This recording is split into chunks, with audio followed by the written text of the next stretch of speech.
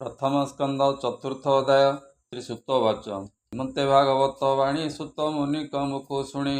मुनिक मध्य कर्म सिद्ध सोनक नामे कुल वृदन सर्व मुनिक अवदाने पूछन्ति मधुर वचने सोनक वचन हे सुत तुम्भे मह्या धीर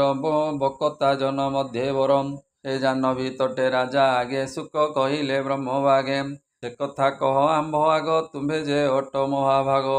ए भागवत शास्त्र केवे व्यास रचिले केउ जुगे काहार बोले काहीं बसी कि भावे कि हेतु देशी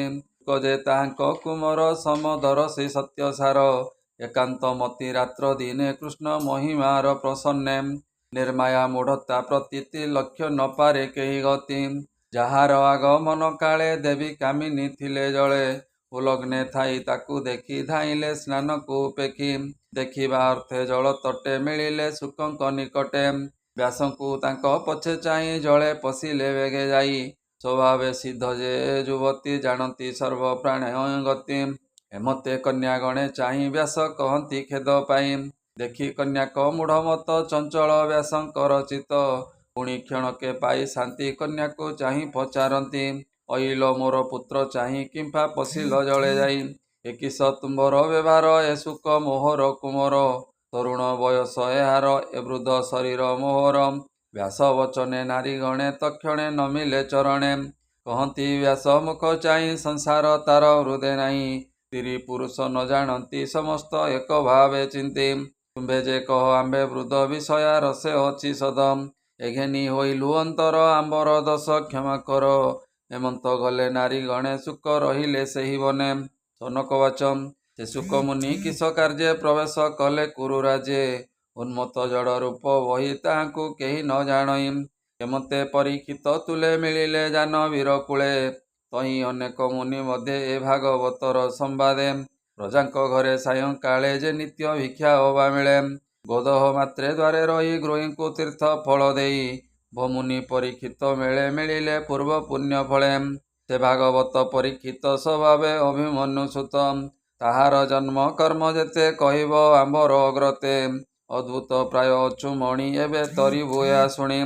ସେ ସର୍ବରାଜାଙ୍କ ଶିଖର ପାଣ୍ଡବ ବଂଶେ କୀର୍ତ୍ତି କର ରାଜ୍ୟ ସମ୍ପଦ ଛାଡ଼ି ଦୂରେ କିମ୍ପା ରହିଲେ ଗଙ୍ଗା ତୀରେ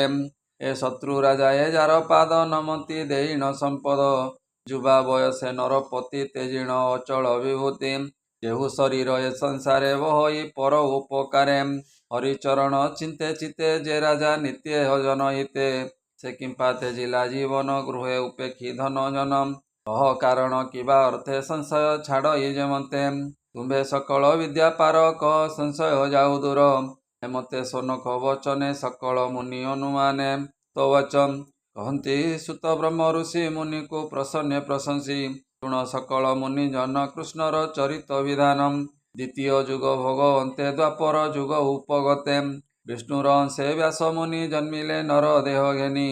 ପରାଶରଙ୍କ ବୀର୍ଯ୍ୟ ଯୁତେ ଯୋଜନା ଗନ୍ଧା ଗର୍ଭଗତେ ସେ ଏକ ଦିନେ ପ୍ରାତ କାଳେ ସ୍ନାନ ସାରି ଗଙ୍ଗା ଜଳେ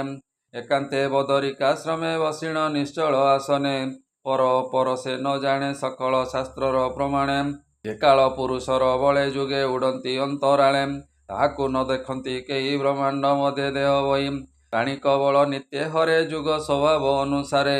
କଳି ଆଗମେ ପ୍ରାଣୀଙ୍କର ଏମନ୍ତ ହୋଇବ ବ୍ୟବହାର ଶ୍ରଦ୍ଧା ଛାଡ଼ିବେ ଅତି ଦୂର ଦୁର୍ବଳ ହୋଇବ ଶରୀର ବୁଦ୍ଧି ହୋଇବ ଲୋଭେ ଗ୍ରାସ ସ୍ୱଭାବେ ଅଳ୍ପ ଆୟୁଷ ଦୁର୍ଭାଗା ହୋଇବେ ସକଳେ ଏହା ଜାଣିଲେ ଯୋଗ ବଳେ ବ୍ରାହ୍ମଣ ଆଦି ଚାରି ବର୍ଣ୍ଣେ କଳି ବଞ୍ଚିବେ ଯେଉଁ ଧର୍ମେ ବେଦ ଉଚିତ ଶୁଦ୍ଧ କର୍ମ ଆଶ୍ରମେ ଭିନ୍ନ ଭିନ୍ନ ଧର୍ମ ଜୀବର ସାଧ୍ୟ କର୍ମ କରି ଯେମତେ ବିଷ୍ଣୁ ମାୟା ତରି ଧର୍ମ ସାଧିବ ଯଜ୍ଞ ମତେ ଏମତେ ଭାଳି ମୁଢ଼ି